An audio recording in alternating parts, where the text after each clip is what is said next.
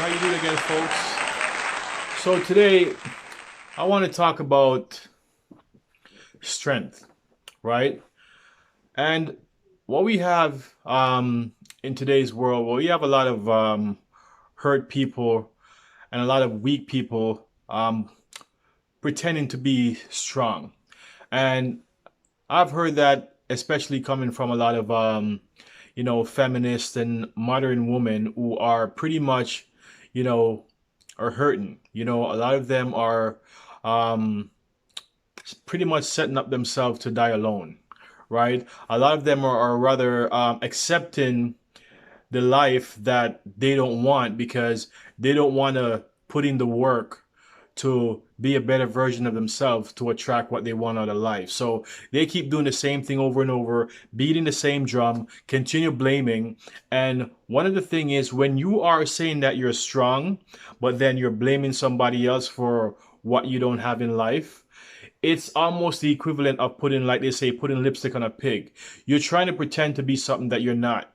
And if you're around these people long enough, you start to realize is that there's no strength there. It's just a facade to pretend that you're okay when you're not. When you hear that slogan that says you know, I can do better all by myself, or I'm proud, I'm happy to be single. Those are a cry for help. A lot of these women are really hurting. They're alone. And the thing is, when you let your ego become bigger than what you desire and what you want out of life, you're pretty much lowering your standards. And the point is, a lot of these women, when they get older, that's exactly what they do. Because once your SMV starting to decline, which is your sexual market value, a lot of women, they're starting to decline by the time they're mid 30s going into 40s, right? Because the older you get, the less prettier you are, and and for some women, they start to physically fall off shape. And it's harder when you're an older woman to attract a man or pick up a man that you want. Like they say, for men, when he gets older, his market value goes up because especially when a man in his 40s, that's when he's starting to come into his own. A lot of men become successful by the time they're 40 because there's a point in time when the light goes off in your head and you realize you got to do things different, right? And the thing of the matter is, we allow sometimes our ego to get in front of what we're trying to accomplish, right? And like I said, we have seen that with the feminist movement and how they have allowed their ego, their hurt to dictate their life and how they should go ahead living their lives. And because of that, a lot of these women are definitely on the road to dying single. The problem with that is they're dragging a lot of young women into the same trap that they're in, right? By fooling their head up with a whole bunch of lies. And what they're doing is inflating egos. And when you inflate your ego, you become weak, right? And there's too many, weak, diminished, women running around because they're buying to this narrative that, they're not going to be a slave to a man. They're not going to be make a man take advantage of them and doing all of this, doing all of this stuff to pretty much try to protect themselves from, being a victim or being a slave to a man. And that's the problem where, the feminist movement lies to women because at the end of the day, and I've said this on previous videos, nobody can make you do what you don't want to do. Right? Nobody can force you into anything that you don't want to be into, right? And when you get into a relationship, as I've said too, that people drop clues, they show who they are, and because a lot of these women are not really, when they're not paying attention to the types of guy that they're getting to a relationship with until it's too late, then they're not making decisions that doesn't serve them moving forward. And if you take time to really know somebody, and it doesn't mean you have to take a whole lifetime to know somebody. You can know somebody by just being around them long enough to see how they operate, to know where this person is at and if you and this person actually align. The problem with most of these women is they go for the attraction aspect, and most of them are get duped and get fooled by the fact that you're looking for tall guys and they have a certain type.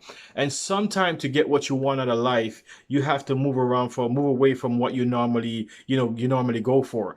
Because if you're going for a certain type of person or people and these people are not aligning with what you want, then sometimes you have to step out of the norm to get what you want out of life. And sometimes the transition can be painful, but the reward can be, can be something that you pretty much cherish and spend your rest of your life living in. The experience of that can be great.